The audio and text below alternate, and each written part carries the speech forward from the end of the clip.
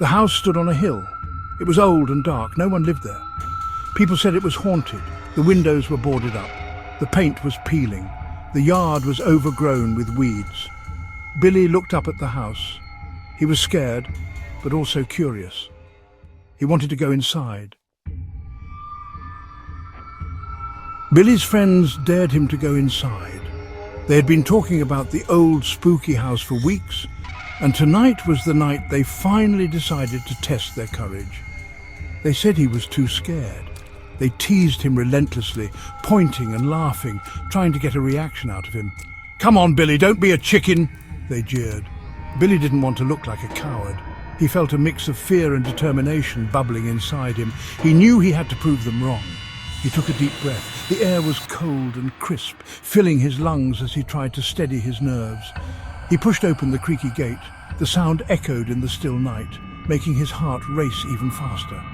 He walked up the path to the front door. The gravel crunched under his feet with each step. The door was unlocked, which only added to the eerie feeling. Billy turned the knob slowly. The door creaked open, revealing a dark, shadowy interior. He hesitated for a moment, then stepped inside, ready to face whatever awaited him. The house was dark and dusty. Cobwebs hung from the ceiling. Billy took a step inside. The floorboards creaked under his weight. He heard a noise. It was a soft whisper.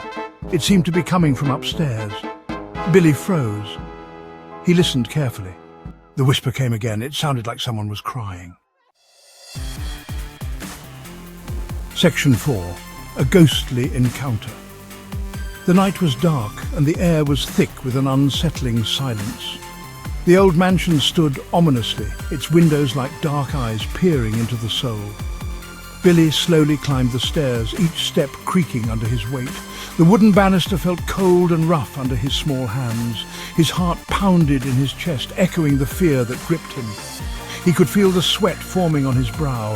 He reached the top of the stairs, pausing to catch his breath.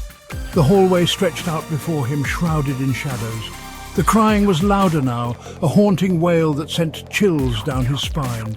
It seemed to come from the very walls themselves. He walked down the hallway, his footsteps muffled by the thick carpet. The air grew colder with each step. He stopped in front of a door, its surface worn and splintered. The crying was unmistakably coming from behind it. The crying was coming from inside the room. It was a sound of pure sorrow, almost too much for Billy to bear. Billy took a deep breath, steeling himself for whatever lay beyond. His hand trembled as he reached for the doorknob.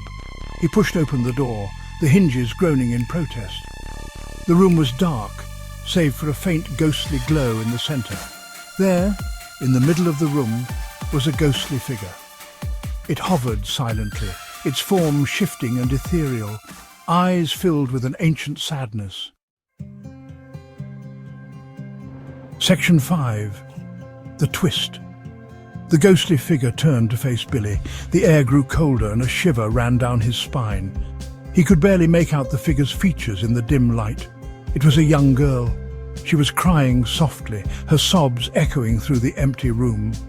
Her tears seemed to shimmer like tiny crystals in the faint light. Billy's fear turned to concern. He had never seen a ghost before, but this one didn't seem threatening. Instead, she looked heartbroken and lost. He asked the girl what was wrong. His voice was gentle, trying to comfort her despite his own unease. The girl looked up at Billy. She wiped her eyes with the back of her hand, her ghostly form flickering slightly as she did so.